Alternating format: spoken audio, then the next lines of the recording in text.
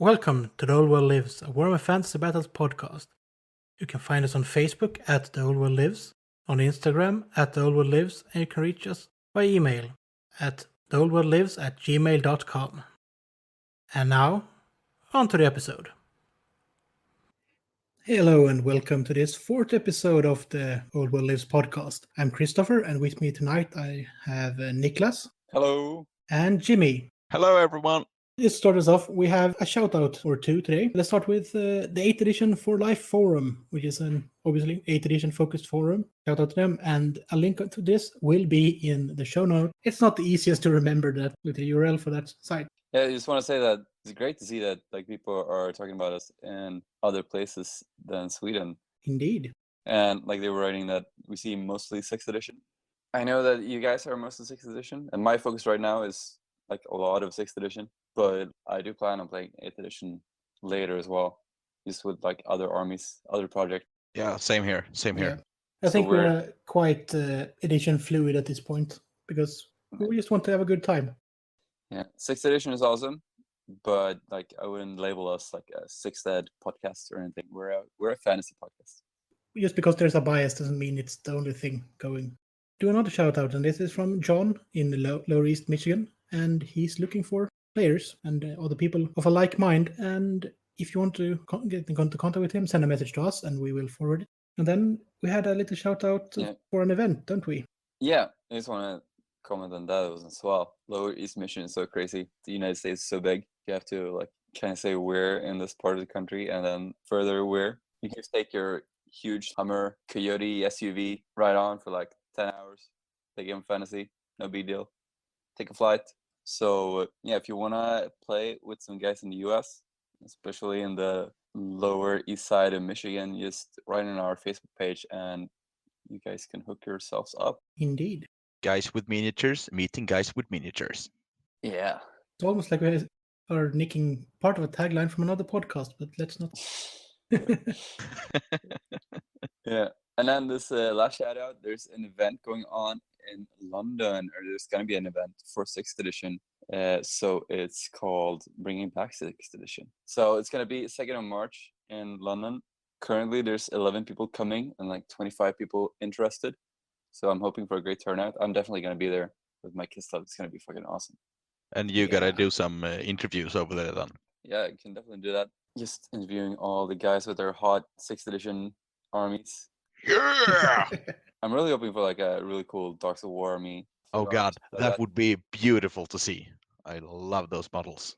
That would surely be an event to attend. And if nothing else, as we said, Niklas will be there. Let's hope more people will be there and that it actually becomes a success. Be there and be square. That's a good way to put it. So, Niklas, do you have any hobby progress or was everything lost out wandering? No, I've been doing some painting. I played a game against a friend of mine. Not everything was fully painted. I'm a bit ashamed. He was even more ashamed because his stuff was even less painted. But I painted some Kislev stuff. I painted up my Griffin Legion, which I was really happy about, actually. It took a long ass time. There's a lot of details on them to paint. A lot longer than I expected. 3 different kinds of furs or shit. They have the leopard coat, and then they have the wolf or bear fur, and they have the wings. Just a lot of detail on them. It takes a lot of time to paint. Those models are up on the Instagram if people want to watch them. Yeah, they sure are. Other than that, I painted the horse hunters I painted a while ago. Now I'm gonna paint some Cossars, the foot soldiers, and those models are so fucking good, so good. One of the best Games Workshop models I've seen. The details on the metal is just incredible. So I'm really looking forward to painting some of those. I'm just gonna paint up 10 to start with, but then I have 15 in total. That's my hobby progress. How about you, Jimmy? Well, I certainly haven't been painting any night goblins lately, which I should have, as I have quite a few. But I've been restoring some of my old Skaven models, as some have, broken through the years. So I'm restoring them so I can play with them again. And I've been making some new Mordheim warbands as well. I'm going to post them up later. I'm working on Witch Hunters right now. And that's my hobby progress for now. By warbands, are you meaning rules or are you talking about models? actual miniatures? actual miniatures Yeah. from the core rulebook. Nice. Out of curiosity, how many painted warbands do you have for Morty? I have about between 8 and 10, I think. And there's gonna be more. I'm planning more. I'm planning on so many goddamn warbands. I love making warbands. Yeah, seeing all your posts on Facebook, it seems like Morty is like your big hobby love. Yeah. Actually, it is. It is my favorite game of all time. But I can't play it all the time. That would kill the magic for the game. Maybe you should post up some of those warbands on the podcast Instagram just to show them off. I sure will. What about you, Christopher?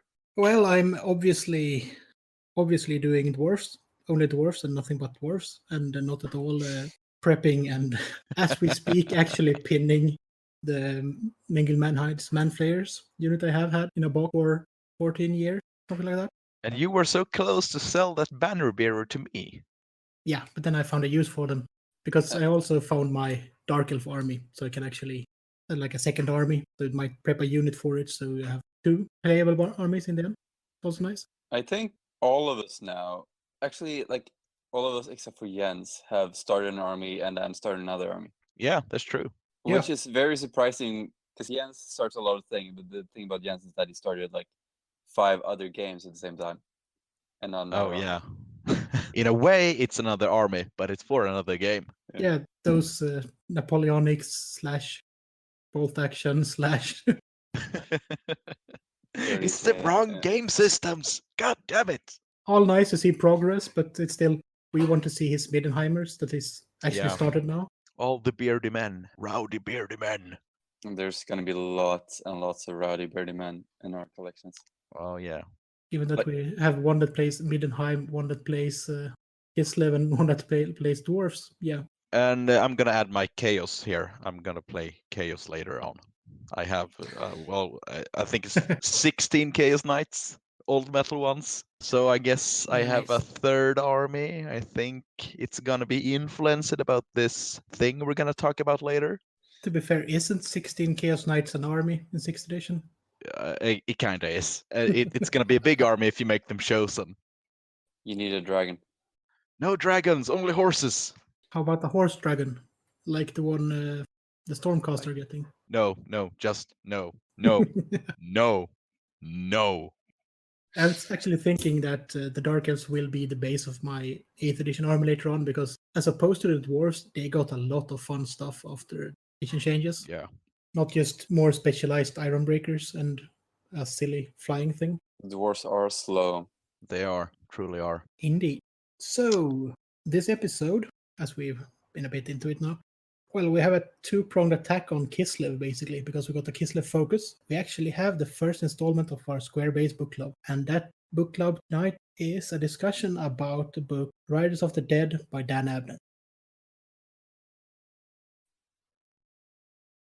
And welcome to this episode's main topic, which will be a little bit, and this, a little bit of that, about a certain northern faction that might not be that much mentioned in the game.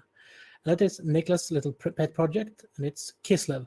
So, Niklas, start us off. Yes, so Kislev is like one of the lesser known human faction in the game, a nation in the old world. There are a lot of like human factions like Tilia and Astalia that don't really have any rules and haven't been in the game, but Kislev has actually been in the game. So I'm just gonna start with the background of Kislev first, and to kind of get a sense of Kislev itself, we gotta look at where the inspiration came from, because like in everything in the old world, they've taken a lot of inspiration from real world places and peoples. As you can see, like the entire world is shaped like our own world, but kind of drawn from the perspective of a medieval person. So Kislev is situated to the northeast of the empire, and it's like on the way up to the Chaos Wastes.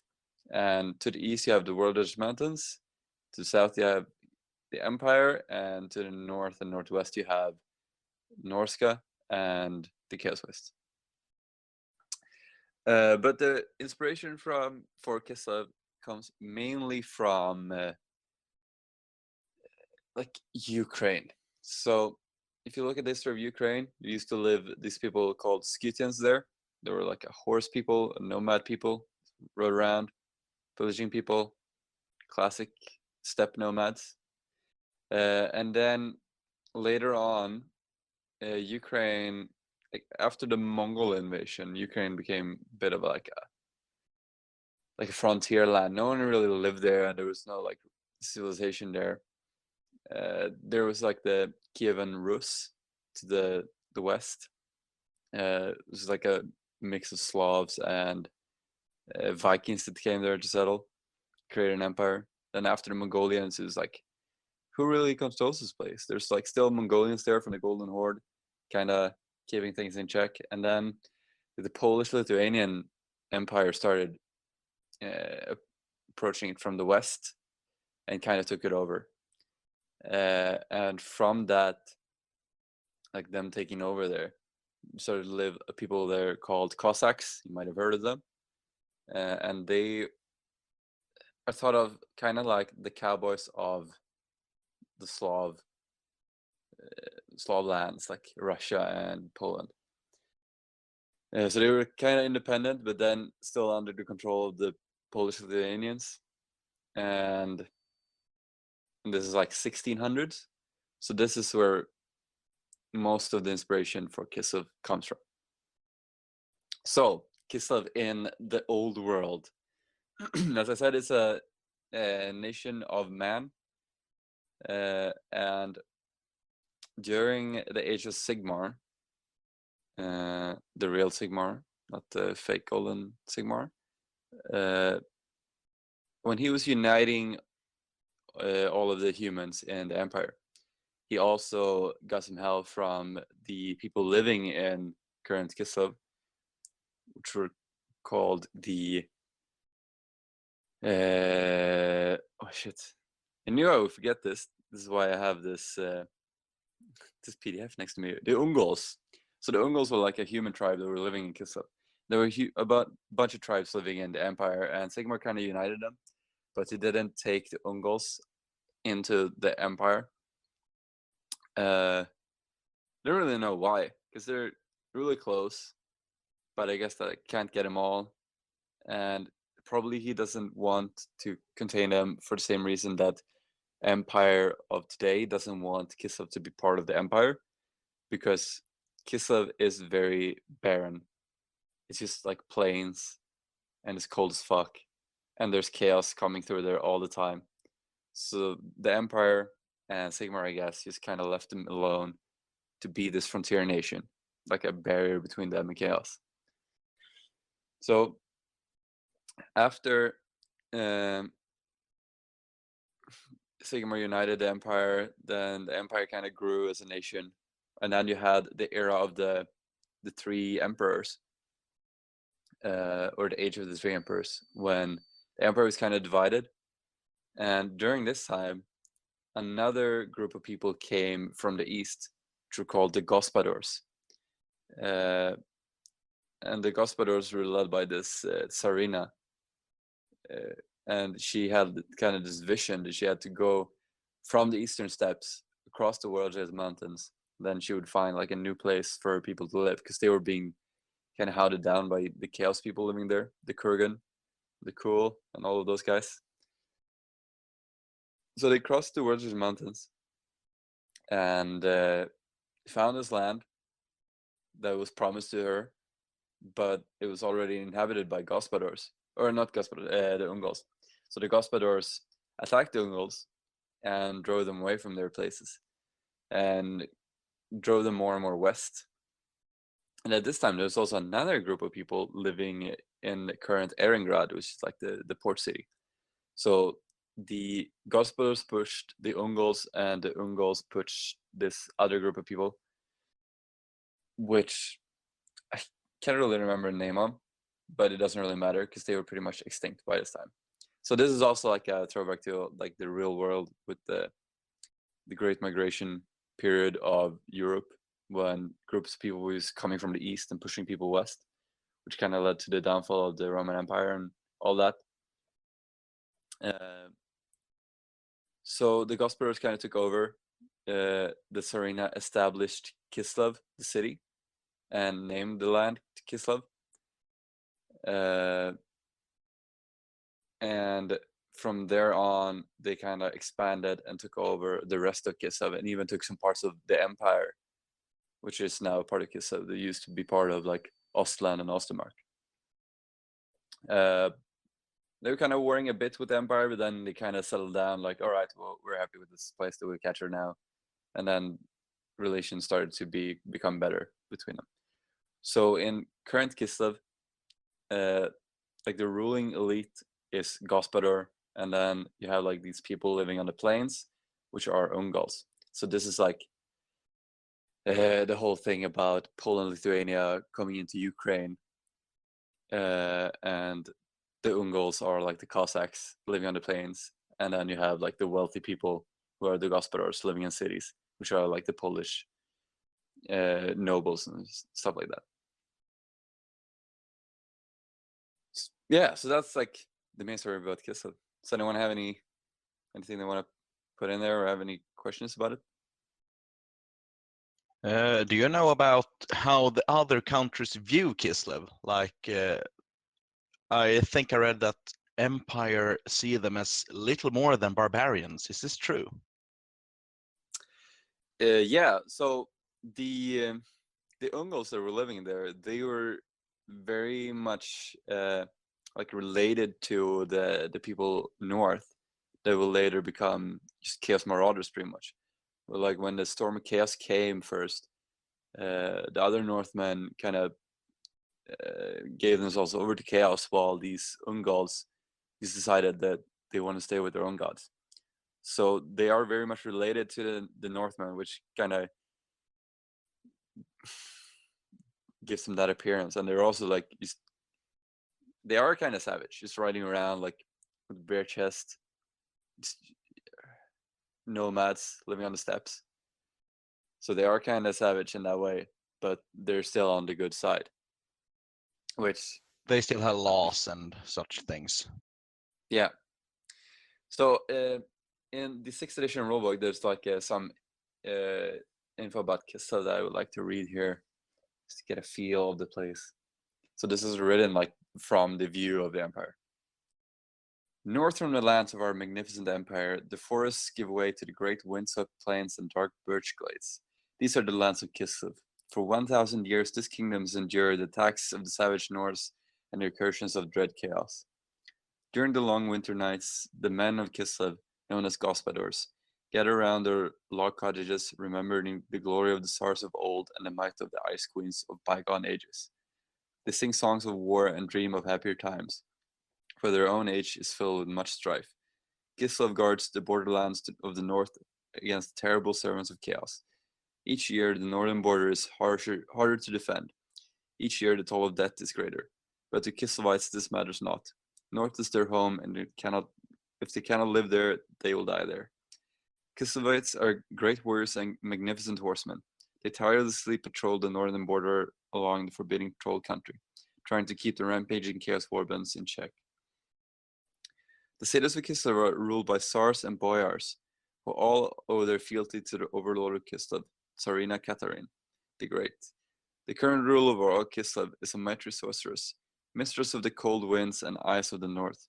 She is known for both her beauty and her haughty and cold manners, which have earned her the title of Ice Queen of Kislev.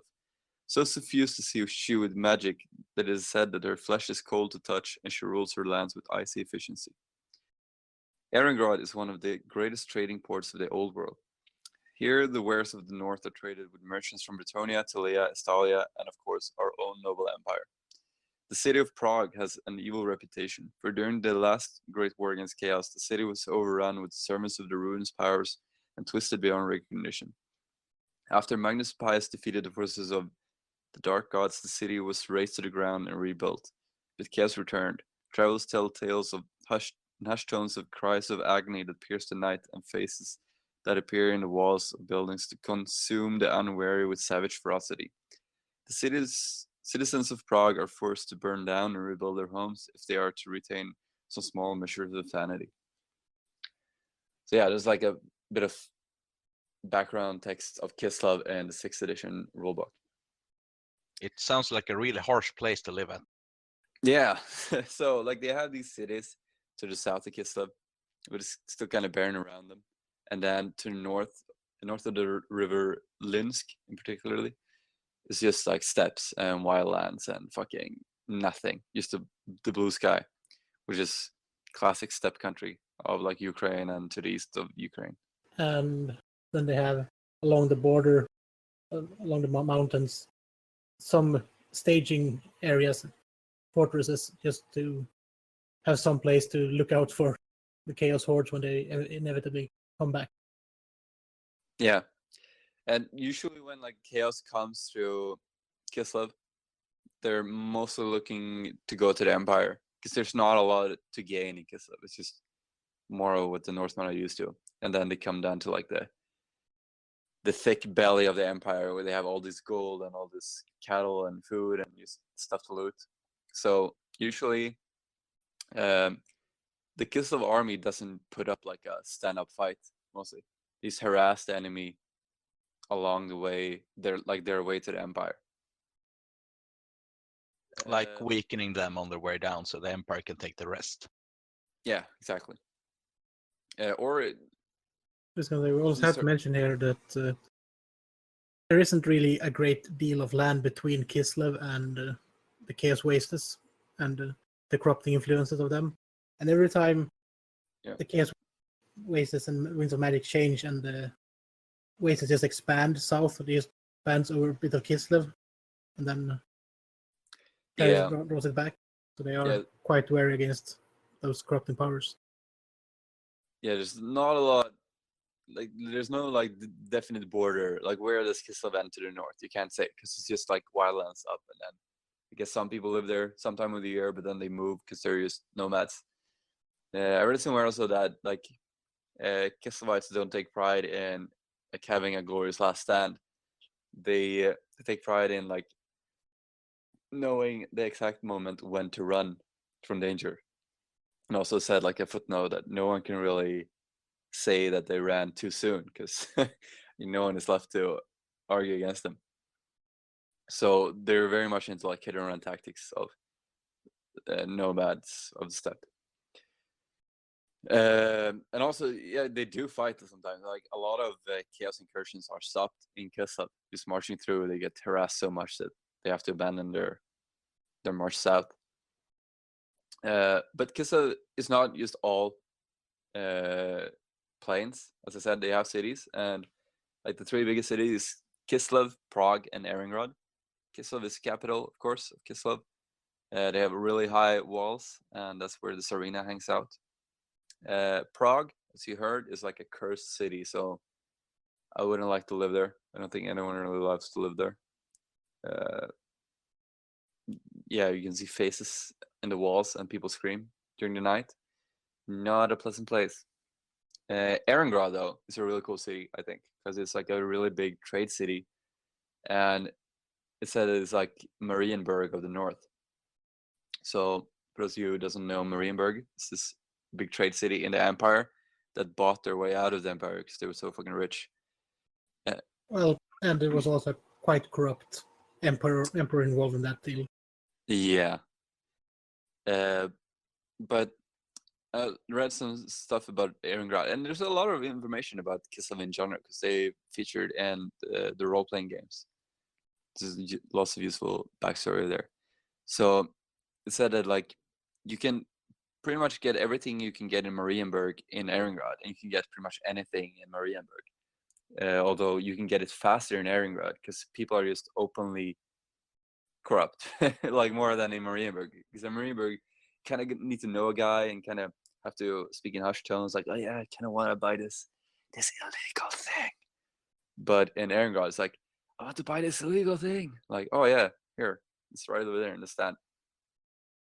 There's a lot of shady deals going around in Erengrad, but no one really cares, and no one really does anything about it, because it's like Russia, like Russia after the fall of communism. Like everything's for sale.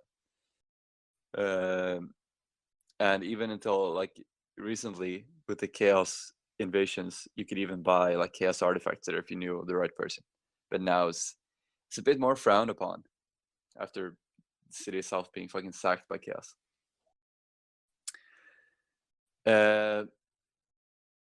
Yeah, I think that's like most of the backstory from Erengrad, or in Kislev in general. Is there anything else you wonder about the lands of Kislev? I'm fine. Yeah. You say that like it's a very rural place, not a lot of like big hives, and then you have this arena, and then you have the boyars, who are like second in command. They're like the nobles, and they kind of control big areas of land. So Kislev in the game though, whenever I mention like, yeah, I'm gonna play some Kislev to people, and they're like, whoa, didn't know it existed, or yeah, I knew the models, but so what, are they in the Empire book or what? So in the beginning, you could take Kislev Winged Lancers and the Tsarina Catherine in the Empire book of 4th edition. And that really shows on her model, sadly, because she didn't get an updated one. Yeah, she's pretty old. Still hot, the old. Like, yeah, Just a you can see cougar. it's an old one. Yeah. Snow leopard. So you could take them in 4th edition Empire, because you could take pretty much anything in 4th edition Empire. You could take halflings and ogres and what have you. So they kind of threw in Kislev, and it said like, yeah, Kislev is its own empire, but it fight a lot with the empire, so we threw them in here. And then I think in 5th edition you couldn't take them anymore.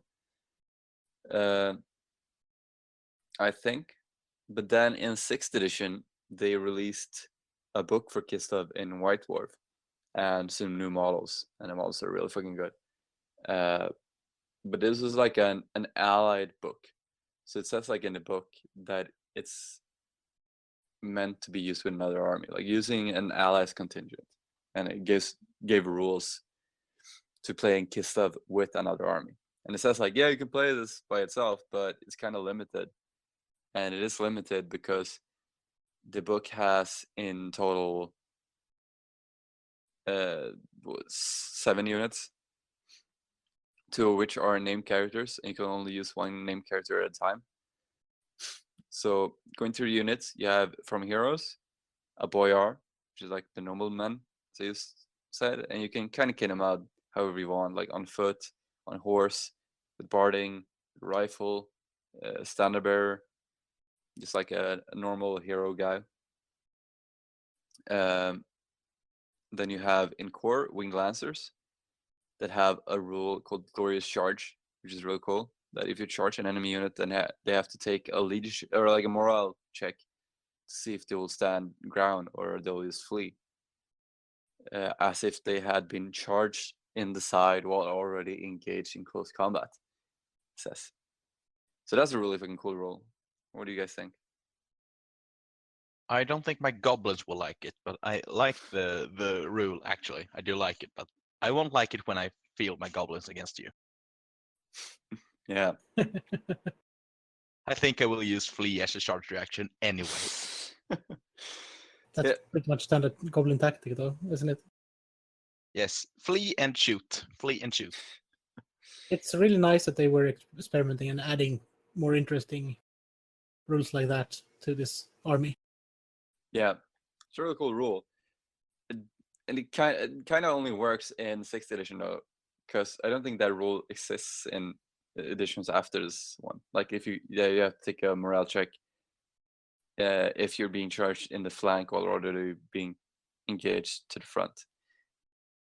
Like then I don't know if that happened a lot, but it seems like it's a very narrow situation that you're kind of writing this rule about. I've seen in other people adapting the rules, like you've seen some people making like fan-made 8th edition rule books. Then they implemented that they have fear on the first turn that they charge, which in my opinion makes a lot more sense. Like easier to have like a. But it's like Games Workshop moved on more to like universal special rules than each unit having their own rules more. The more they made the army books. What do you think? Yeah, they wanted to streamline the game, and they did so in the later editions. Yeah. But anyway, super cool rule. And then the next unit is Ungol Horse Archers, which are, of course, are like the Ungols. And they're like nomads riding around with no shirts. Just being buff dudes with mustaches, shooting arrows. I think these are really cool. Light cavalry with bows. And they have ballistic skill 4. That's really good. That's really, really good for a fast cavalry unit. Yeah. I don't know how many other fast cavalry have them. Of course, like the elves, I would assume, have this. No one's counting the elves in. Yeah, but yeah, like the wood elves, of course, have their horse archers, and then the high elves have the Illyrian reavers, right? Yeah, and then they got the dark riders for the dark elves. Yeah. And I suppose pistoliers for Empire should be their fast cavalry units, but they don't have bows; they have pistols. Yeah, and I think they have ballistic skill 3, don't they? Yeah, they do. Yeah, they do. Or maybe in later editions they have better ballistic skill. I don't know, and they have pretty short range as well. Since they, I'm used to looking through my rule, and they do have ballistic skill 3 losers. Shorter range, as I said, so you have to kind of ride up next to the enemy and shoot him point blank for them to be effective. These guys you can stand freaking 24 inches and still hit on force, which is really cool. And yeah, they just flee and regroup, harass the enemy, like Kislev do. So this is like one of the reasons I wanted to play this army as well, because I really like the idea of like just light cavalry riding around shooting arrows, and this army has the perfect thing for that. Next unit is Kislev Kossars. I didn't mention Kossars in the background, but the Kossars were an Ungol tribe that sided with the Gospodors. And they are a non-mounted tribe, or they were a non-mounted tribe, and they lived like southwest of Kislev, so kind of on the border of the empire. So they live more in the forested areas. And these guys were later converted into like the standing army of Kislev. So this is the only standing army that they have, which is infantry.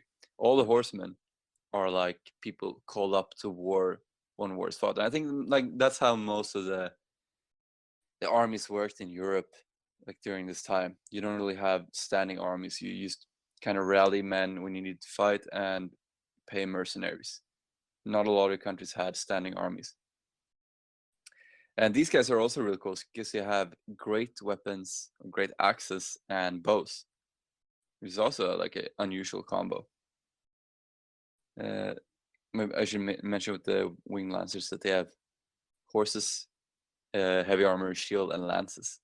Cool thing about those is that they don't have barding, so they're pretty fast, even though they'll lose an armor point. But it's cool, lancers that are fast. So the Kossars, with great axes and bows, they have a rule called steady in the ranks, which means that they can always stand and shoot, even though the enemy is really close. And if they're like in normal distance that they would normally be allowed to do stand and shoot, then don't get a -1 to hit. They only have ballistic skill 3 though. Yeah, it's good enough. It's really good enough. Yeah, ballistic skill 3 is like the normal ballistic skill for humans, so can't really complain. And always being able to stand and shoot is really cool. That is a really good rule. I wish I could do that with my goblins, but I can't. So, Yeah, I don't know. Kind of missed that in later editions that bows have volley fire, also that you can fire in 2 ranks. Because now I don't know how I'm gonna position them in ranks so that they can get bonuses and maneuver easily, or should I just put them in a line so that more of them can fire? We'll see. Try some different things out. And then the only special unit in this army is the Griffin Legion.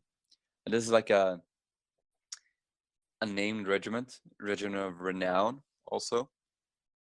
So these are like winged lancers, and winged lancers are usually like kind of ruled over by the boyars, but these guys kind of broke out of being owned by someone and just created their own knightly order, pretty much, of the empire. And these guys are characterized by having griffin feathers and they're at their back banners, because they're like their leader slew a griffin in single combat once, and that kind of gave them fortune enough and fame that it could be their own unit. And these guys are usually out and about in the empire and more south, just looking for employment. So these units can actually be taken as dogs of war in other armies, which is really cool. So anyone can have just a little bit of Kislev. I'm gonna see if they can be in greenskin armies. Then I will use Kislev against your Kislev. That would be weird. That's another thing I didn't understand about like dogs of war, because like you can get a lot of weird like just units fighting for different things. Like you can have chaos with demons and stuff, and then you can have some Chileans. Like how can these guys be fighting for chaos? The really weird thing is, in a Dogs of War army, you can have greenskins and dwarves at the same time. That just shows that how much dwarves love gold. Exactly. It's weird. So the Griffin Legion are just like winged lancers, but they have 1 more strength and 1 more initiative, which is really good with lances. Striking at strength 6 with lances is badass. Then you had the 2 special characters, the Ice Queen and Tsar Boris. The Ice Queen is actually Tsar Boris's daughter and the current ruler, and Tsar Boris is actually dead in the current timeline. So the Ice Queen is the only mage of Kislev. She's a level 4 ice mage, which is cool. She's like the only ice age mage that the fantasy universe had. And she has her own lore in the back of this book. Other than that, she's just pretty decent character. Other units can use her leadership within 12 or like reroll. She's like a banner. She has killing blow with her ice sword. I don't know. I think that's nice. That's nice. I don't think we should go into more detail about her. Well, we could also mention, since we just mentioned the Griffin Legion, she removes the 1 restriction on them. That is true. Oh yeah, the only special unit in the army you can only take 1 of, unless you have the Tsarina. Just one other spell that I thought was cool was Ice Wall. You can put up just an ice wall to block units. Thought this is a pretty cool spell. Tsar Boris, the guy on the bear, everyone's seen him. He's on the cover of the Kislev army book. Total badass. He's a fat guy with a You have to be a badass to ride a bear. That's a Yeah. fucking polar bear, and he's riding it like a steed. Yeah. The thing I find weird about him though is that, like, how are you supposed to use him in an army? I guess you can put him like in a unit of horsemen, but then you slow down all of the horsemen to match the bear, because it's got move 6 and the horse is got move 8. He's so fat with his fat bear that he's just slowing everyone down. But he's a really cool model. I think he can hide close to cavalry units though. I think he's cavalry, or is this monstrous cavalry? I don't. Did you have those distinctions in 6th edition? Well, if you had monsters and you have normal cavalry, and monsters could not hide close to other units, but ordinary cavalry can hide close to other cavalry units. I don't know. The thing is that you should use him as a more of a buff character for the Kossar unit as well. Given that you can buff them if he's in the army. Yes, you can upgrade Kossar units so they have 1 extra attack on the charge. It's pretty cool. I think it's cavalry actually, because he's pictured here joined with a unit of the cavalry. So I guess he can just move around the cavalry units not being shot and then charge by himself. Yeah, and those are the 6 units of Kislev, or 7. The models are really good though. Like even the winged lancers who were made in 4th edition, they really hold up. Okay, I didn't realize they were made in 4th edition until recently, and I was like, holy shit, still look good.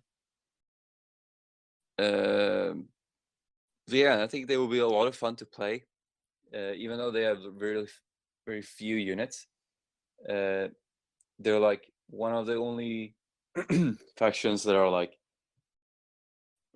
a cavalry-based army. You can do a lot of other armies cavalry-based, like Empire is pretty easy, I guess, with like knights and pistoliers and outriders and stuff. Bretonia is like the classic mounted army, but if you would if you would compare Bretonia to Kislev, I think they would be 2 very different armies and play very differently as well. What do you think, Jimmy? The I experienced agree. one among us. I agree. As the Empire, I mean the Britannia army have quite a few more units than the Kislev. Also, they have other special rules and other things that can help them during the game. While Kislev, as you've said, have very few units, and they are very specialized at their things. Yeah, and also think like in Bretonia is all about getting the charge as fast as possible, like breaking through your enemy, just going full on with just heavy cavalry.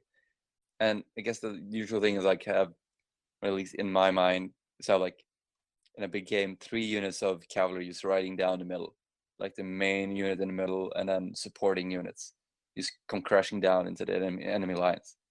That's going to be like your main play, and trying to attack the weakest point or just attack the point where you have the most effect. Would you agree, Jimmy? Or I agree. Yeah, well, I think that this is how I would play my headcanon orc army, where I would field lots of boar boys alongside my big guns on boars. Yeah, this is an army I would love to play, but I can't. Yeah, so I think that Can't is always relative, I think. if you believe it, Jimmy, then you can play it. If you believe it deep enough. Can believe Yep. it. Can believe it, and I will. Instead of boars, I will field a goblin army on wolves. Everyone knows wolves are horrendous. Why not just have the wolves Yeah. riding on the boars and go from there? Oh yeah. Well, I was gonna say that, like, unlike a Bretonia army, I don't think a Kislev army will be about making that charge in the same way, because they're lighter. They can't stand up to like shooting that much. So I think a Kislev army will be more about maneuvering your fast units and using more the fact that they can move fast to move around the enemy than to move towards the enemy, and trying to just harass the enemy with bowmen, trying to make them charge, and then counter-charging with your lancers, more than just attacking straight on. Probably have to. The Kislev army is a lot more fluid in its construction. It shouldn't just charge and try to stand. It has to keep moving, or it will be run overrun. You gotta use some finesse. Yes, this is what I'm hoping for. Probably I will butcher it like the first 300 games. Well, what you could do if you really want the extra heavy cavalry is to look at the allies rules, and you see that Bretonians are friendly allies.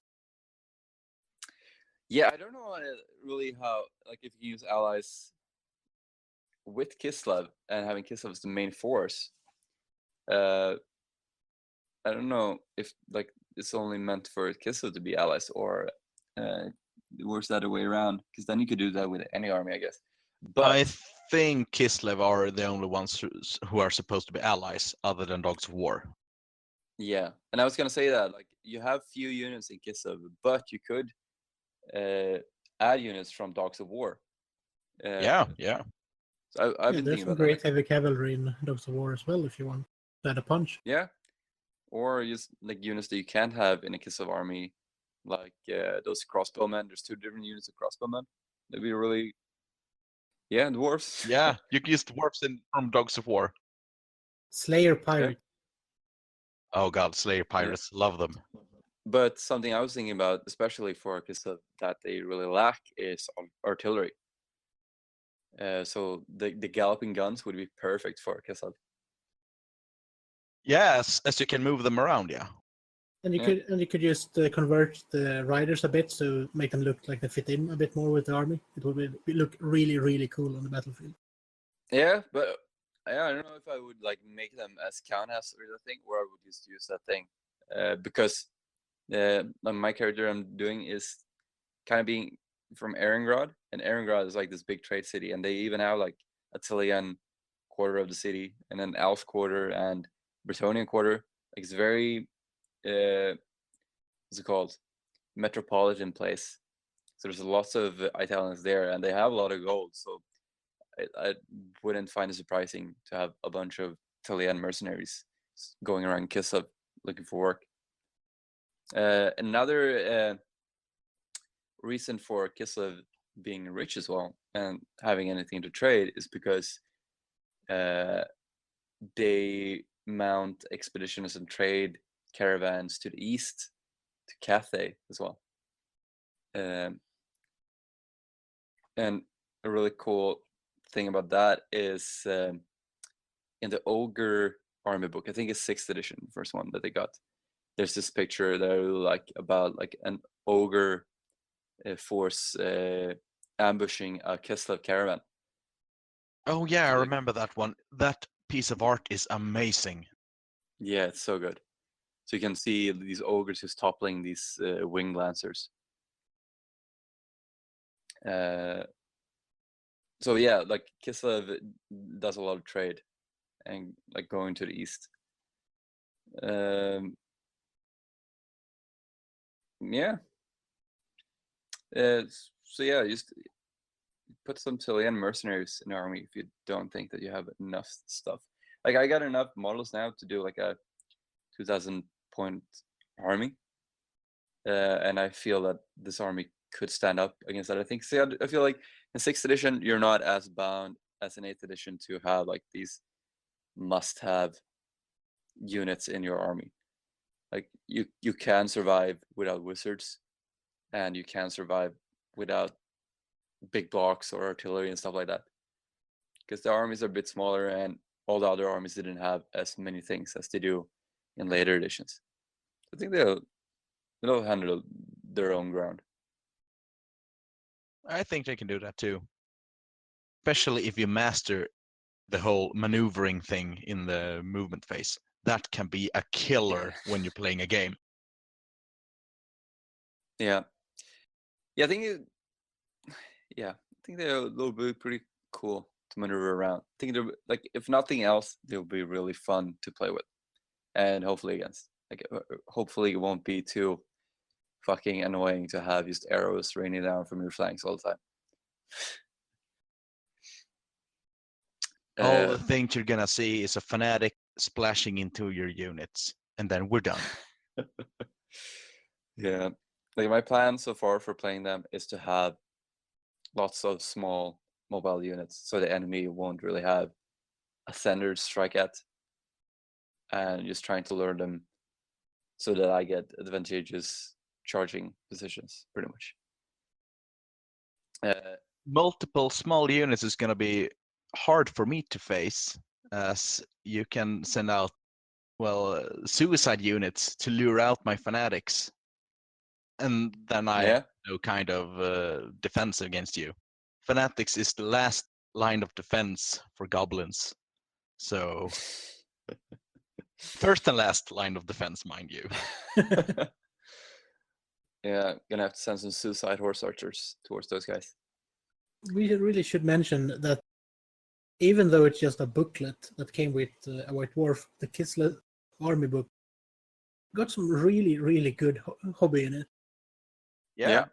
They have an article about terrain too, I think. Yeah, make creating a winter snowstorm. wilderness and how to think when you theme a battle board with snow and How to paint horses. Lovely, several kinds. lovely. Even how to make trees and how to convert up infantry units using the Mordheim range to make a block of pikemen. Yeah. Just lots of good things. Back in the days when you used to stuffed so many, at least everything. Like before the age of the internet, when you could just release some tidbits anywhere, they just had to put it all in books. I was just looking through like the 2004 annual, where this book was also included. There's just so many crazy things. So good. The only thing I'm actually missing out on the army is a unit that was in the Mordheim game and in the role-playing games. It's the Streltsy, elite branch of guys using black powder weapons and halberds. Yeah, I kind of missed those guys as well. Because you have the Cossars, but they're only armed with bows. But like it is mentioned that you have riflemen, and they're also in the War Master game as well, because you have Kislev there as well, and there they have gunpowder units. So I don't know. I mean, I think that they didn't want to do too many units for this like limited army. Yeah, probably. But I mean, if they would have a gunpowder unit and a cannon, then they would pretty much be a complete army. Yeah. And maybe just add like a hero and a wizard. And like this and this is where the Dogs of War army comes in, as you can have normal wizards and you can use normal cannons too. So you don't have to use the galloper guns if you don't want to. Can you use those in other armies though? Isn't that just for Yes, you playing can. regular Dogs of Yeah. War? You can use them in other Alright. armies. Yeah. Opening up new doors.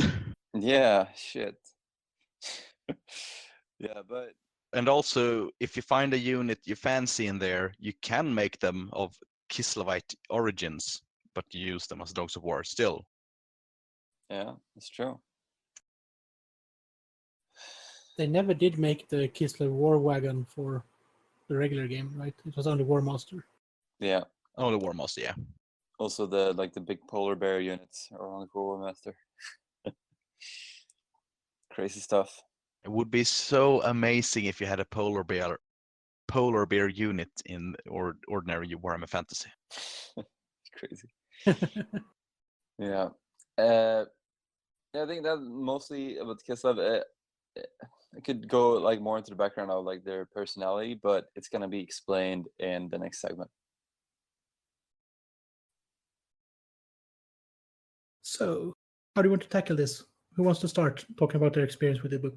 I can say that like, I'm kind of the one who decided on this book, because I kind of decided to read this book at the same time as I started my Kislev. But like just me picking it because it's Kislev, it's like one thing, but we're also doing this because it's just such an amazing book. Because I know that like you read it before, right, Christopher? Yeah, I read it when it was first released, and then a couple of years ago, and now again. It's good enough to read more than one time, that's for sure. Yeah, and you can say there's a pretty old book as well. Like the one that I borrowed from a friend. When I opened it, the bookmark he had used was like a call card from a internet convention in 2006. Oh god, that's really old. Yeah, I'm not really sure when it was released. Do you have a date, Christopher? Yeah, it's copyright 2003, so right there along the timeline when it takes place. That's Storm of Chaos in 6th edition. We're going to talk a bit about the plot. We're going to try to stay away from major spoilers, because even though the book has been out for 15 years, it is worth a read. So it might be good to actually encourage you, listeners, to read it instead of just spoiling it all. Yeah. And the book is available on Black Library. Yeah, that's important. Written by the book god of Black Library, Dan Abnett. So yeah, it starts off with two imperial, or like the main characters are two imperial soldiers. You follow a band of demi lancers going out from the Empire towards Kislev. And at the start, you don't really know like where they're going, but they're going to this rendezvous point with a bunch of other army elements. So the main characters are Karl, standard German name, and Gerlach Heilmann. yeah, Gerlach. Doesn't roll off my Swedish tongue as easily. These two are quite prominent in their company because one is the Vexilla and one is the Hornblower. So you follow these guys along as they enter Kislev, and they enter this little village, and they're like, "This place is so dumb," and these people, they're fucked. They don't talk. They're not nice to us to save them from all the evils of the world, and we're gonna be the biggest heroes. And they won't even serve us food. So like at the beginning, especially Gerlach is very like ungrateful and thinks he's this shit. He's very set in his centrist imperialistic ways, basically, because he's been raised that the Empire is the greatest place to live in the world and that everyone else is beneath them. He's also from noble stock, so it doesn't really help his worldview. And then after this, they kind of hook up with the main army element, and like these guys have never been to war. And then they go to this commander who's like super drunk, and he's like, "Well, you better ready up because you're gonna get crushed. One day you're gonna get freaking crushed. You have no idea what's coming." Yeah, he was the only one that had a really realistic outview because he has actually been facing the hordes before. Yeah, and he says shit a lot. Really important to know for readers who don't like harsh language. What happens next, you kind of got to tell it, even though it's going to spoil the story a bit, but chaos attacks and just shatters the Imperial forces, and the two main characters get split up. And that's kind of when the book really starts. They will both go through quite a lot of changes, one internally and one maybe in externally, a way he doesn't. Yeah. Well, maybe not. Maybe he doesn't really know how he. Yeah. Yeah. So one of them, Karl, who's educated, a bit calmer, diplomatic, he gets taken captive by the Chaos Forces. And Gerlach, and this is another name, like another reason I don't remember his name, because he gets a nickname. He gets separated from his unit, and most of his unit dies. And then he joins up with some Kislev winged lancers. And after the army is crushed, the Kislev unit just retreats. And Gerlach like didn't really want to retreat, but he doesn't really have a choice, so he has to go with them. Well, he had the option of either joining them or going back alone. So Yeah. it wasn't really that much of a choice in the end. Yeah, and then you get to see like both the Kislev and the Chaos through Imperial eyes, which are supposed to be like neutral eyes, like your eyes. So it's classic Abnett, I would say, to have like the plot played out from, I wouldn't say like innocent people, but people that you can relate to as a like a basic human. And like you say, as both sides are viewed in Imperial eyes, you really get to see how each of these two societies of the Kislev and the Kurgan, as they are known, are totally different from one another, and they still have some similarities. And those similarities are heavily set on rituals. Perhaps I should mention at this point that the army actually sent down from the Chaos Wastes before Archaon's massive push was basically, well, we have all of these common tribesmen. Let's put them first so they can kill everything. If you haven't read the story of the Storm of Chaos and everything around it, you basically need to know that he sent everyone else first to basically please his gods and get rid of competition. Yeah, nothing out of the ordinary from the Chaos Wastes. Indeed. So, what happens then? Where will we go from here?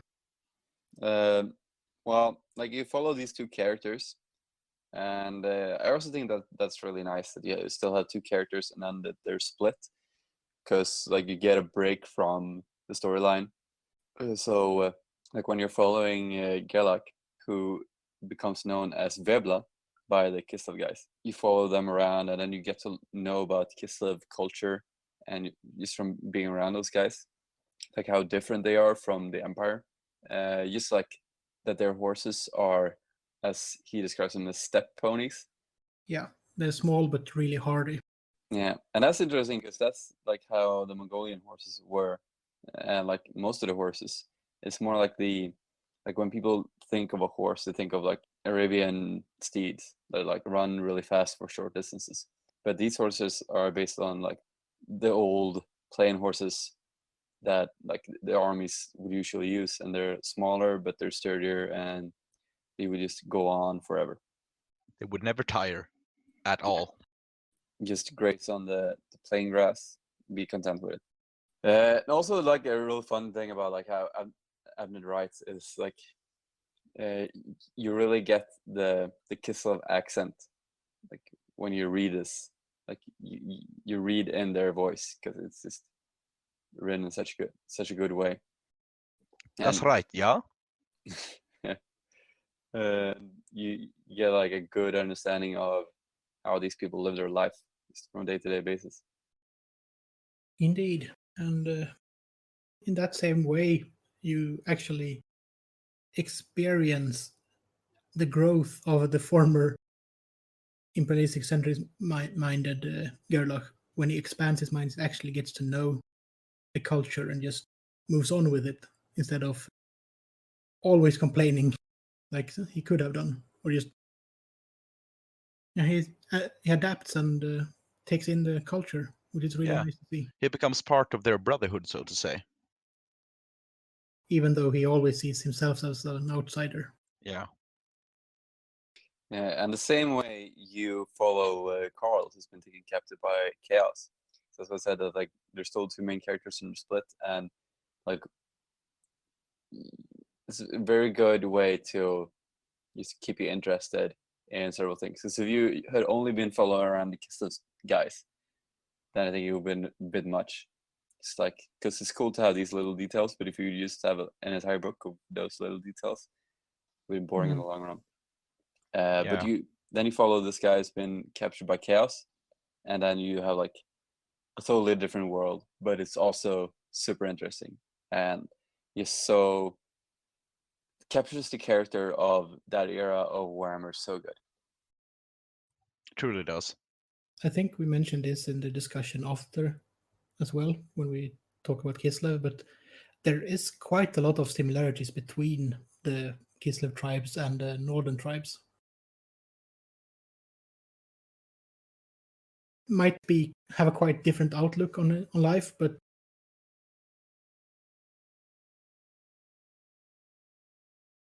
a ritualistic way of having their tribes and everything is a bit similar, at least.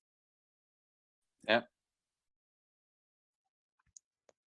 That's how I also saw it when I read the book. Yeah, they're just like They're tribes. a tribe of people who they share the steps, but in one way or another, but they're still so different because of their way of life. Yeah. Like, well, we know the Kurgans, they are raiders, but they still have some kind of brotherhood, which is also seen in the book. Yeah, and they follow their leader. Yeah. Can. Yes. So if the leader is strong enough and they have confidence in him, they follow him with great respect. It's not the kind of brotherhood like the Kislevs have it, because they have honor on their side too. And they don't really eat kids. Yeah, that's right. That's right. They don't eat kids. Yeah. Well, not that we know of. That's true. Have you ever met a Kislev guy? Well, I would say that like both societies are tribes, but the Chaos guys put a lot more emphasis on like survival of the fittest and the strong should rule. And they are also more or less, they're nomads apart from the Kislev. They have their settlements. They have their set focus points where they live. But they also travel a lot between those settlements, long distances. But the tribesmen of the north, they are always on the move. Always. Yeah, at an ever-shifting lands of chaos. And speaking of landscape, that is really well described in the Kislev part of the book, when you really can get a sense of the distances and how that have changed and shaped the people of Kislev to live on the steppes and their outlook of life. Yeah. Like exactly, yeah. Niklas, go on first. Yeah, like their biggest hobby, and then let's start with like when they start writing. and Gerlach or Vebla almost loses his mind because there's nothing out there. It's just like endless plains with like no landscape, and then just Everything terrible just looks stuff. the same. It's only grass. It's only the Yeah, and sky like is blue. The sky got a cloud, and then you realizes details after a while. yeah, and like their biggest hobby when they're riding is just looking at the sky, like, oh look, the clouds look like sheep. Oh, look at that cloud. It looks like an elephant. Wow. That cloud looks like Vici. And at first, the girl is like, "This is fuck. Like, these people are savages." But then, like, after a while, kind of settles into it and just joins their way of seeing things. And you can also say that Kislev guys are very fatalistic, Oh yeah. as you will learn later. Like the Riders of the Dead, that's what they call all the warriors of Kislev, because as far as the villages are concerned, they're already dead when they become a soldier, so they don't have to mourn for them later. Like, all right, you're dead. Let's have a party where we celebrate that you're dead and cry for you, and then you'll ride out and maybe you'll die with honor, hopefully, or maybe you'll return. Doesn't really matter. And if you return, we'll have a feast as well. It's of no matter. And that means that Is of no matter. the people back home don't have to wait an entire season of war to see if someone comes home or not. Which might also be a relief, because sometimes they might not come back for several years anyway. And then there will be a great reunion instead. Yeah. So yeah, they have a different way of seeing things than the Empire, or at least like those guys, that group of people. Maybe not so much the Gospodars in South, that are more like Yeah, we Slavs should compared to these Cossacks. probably mention that this book focuses on the steppe living Ilovites and not the city dwelling ones. It's a very good description of like their character and who they are as they go to war. You get to know the people of Kislev in this book in a way that you probably haven't in other books, where they're basically treated as savages, just someone with a funny accent. And I'm gonna say it's the very same thing for the Kurgans, because I had a completely other view on the Kurgans or Northerners at all before. They were like mindless barbarians to me, but after this book, they really opened my eyes for them. It's like evil barbarians from Conan the Barbarian. They have their code of honor. They have their protocols and rituals. They have their kind of law and order, and they're quite superstitious, and I love that part. Yeah, I love their superstition in this, like, and also that they call like the different chaos powers, like they all call them different things. Yeah, because I mean they're real things to them, and they just like had to name them, and they kind of sound same. I don't know what they call siege. But Char, yeah, Char. and they also mention other names for the same god, but other different aspects from him, and that's also a thing I like too.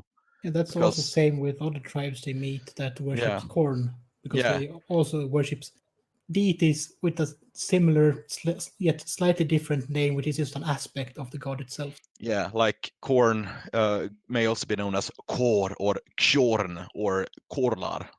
Yeah, it's so good. Like you get as excited for fucking chaos as Kislev when you read this book. Like I had no idea that they would, like there was a lot of focus on the chaos tribes in this book. I had no idea, and I was really happily surprised with it. I don't think if I'm not sure if this is a spoiler or not, but there was a big lack of chaos warriors, and that's what I like about this book. It's more about the marauders, so to say. And that's also why it fits in with the storyline, because all of the warriors came in the second wave. Yeah, basically. they do mention guys who would fit the description of a chaos warrior, but they never mention them being one. Everyone from the north, the big burly man. Or the bodyguards of the slave trader. Yeah, God, that's one of those characters I actually loved most, how they were. I'm just gonna say one thing about one character. Coneheads. Enough said. When I read that Baby part boys of the book, coneheads. yeah, and I was like, This is so Coneheads. God, I can see it in front of me. But there, in that scene when he meets that one, which is Carl in this case, he has a bit of a debate with himself, basically, if he actually looks like that or if bound in a traditional style when he was a kid to shape his head like that. Which is also interesting to see a point of view of an empire man, Who is learned as well. and which also means they know about cultures like this where they have tied up heads and bound them Yeah. to shape them, which is Yeah. also interesting to see. So, anyone want to just glide around what happened to Carl at this point? Well, Carl he got captive during the battle. He and some other guys got captured by the Kurgan tribe. Shoika. Yeah, that's right. And once he is captured, he gets marked by one of the Tsars. And the Tsars are the leaders, like chieftains, I think, of the Kurgan tribes. And when you're marked, you pretty much become a proxy for your owner in the case of duels. And this is pretty much what happens for Carl throughout the book. He fights duels as a proxy for his Tsar. And this leads him down a very dark path, even for a learned man. Indeed, and here is the other way you can see transformation in this book. The ways of chaos are insidious and subtle, and maybe not known to yourself. It was a great representation of everything regarding Carl in this book, regarding his captivity, how he changed his look upon it, and he always planning an escape, never really doing it. He don't have anything to return to. It's like a drug addict Yeah, falling God. deeper and deeper. He's giving me cocaine. I need more cocaine. But it's really Plastic crack. Well, Man, plastic crack. that's almost true, given some scenes in the book. His warband is dedicated, as we have said, to Singe, and some of the rituals seems more akin to rituals dedicated to a certain other god. Yeah, so yeah, it's really interesting to see Carl's transformation because it's always through his eyes as well. And then you just kind of notice that how like twists of fate changes the way he looks, like a battle injury once that made him look even more like an apprentice of Siege. And like it seems it's like a random wound, but as an outside reader, you know that this was made by Siege. Oh yeah, those parts in the book too are described in great ways, like small things, and the symbolism of them. But it is really those small details that might seem insignificant at that point that you really appreciate how Dan Abnett writes a book as well. Yeah, We have been used to that over the years after this book was released. To see it in the Heresy books, we've seen it in 40k books, we've seen it in other fantasy books, and obviously other stuff is written as well outside of the Black Library umbrella. the little things matter. Also, he's really good at making these small details that don't really matter at any point other than they make the scene seem a lot deeper and more real than it is, which is a great way of building a story. Dan Abnett is the king of books at Black Library. He's, I think, definitely my favorite author. Definitely. Yeah, same here. And I'm a big fan of his Eisenhorn books. Oh God. What happens at the conclusion of this book, and what is the impact of this book for you guys? They're reunited. A great way of reuniting them. They have both changed a lot. Their characters have changed a lot. And then they're reunited on opposite sides of a battlefield. Which is a great way to see it, because the entire book is a bit about circles, and you return from where you begin. Yeah. Yeah, like there's also a thing that both Chaos Kislev guys have a very like fatalistic view of the world. Like it doesn't really matter what happens to them. It's always part of the greater plan. It's no matter. Indeed. So let's just talk about Abnett a bit and mention your favorite book of his. Well, I think my favorite book with him is Horus Rising because it just launches the 30k setting so well, and like compared to like all the 40k I've read before, sets it apart as like a brand new thing. It's the idea of world building in a universe that there's only been snippets in before, and then he's got to like create an entire setting with other people to build on. I think he did a really, really good job. And I really like that book. I'm gonna put that book as my favorite book too, from perspective that he started everything off with this book. And this book, it started like escalating. Looking back at the book, if I would read it today, comparing to other books, I don't think it would be my favorite. But as I read it when it was new, it has that place in my heart, and it will forever be there. It will never leave me with this great grand feeling I had when I read Horus Rising. it was like a new era of books coming out. It was the Horus Heresy starting off. This was untouched turf for everyone. Which one is your Christopher? I'm actually going to go a bit off script because it seems like we've agreed on a book so far. But my favorite book would probably be, because I really, really liked it, and that is The Traitor General from the Gaunt's Ghost series, which is where they're on Geryon, where they also introduces a really important character that's not a ghost, but will be Gaunt's bodyguard from there on. So that's one of my favorite. I was going to mention outside of the Black Library umbrella, it's a tie between Triumph and Embedded. One is an alternate universe Earth, and the other is a near future sci-fi book. So yeah, I hope we tried. I think we held back a bit because we didn't want to spoil this book so much. I think we might have done a bit anyway, but We touched some highlights.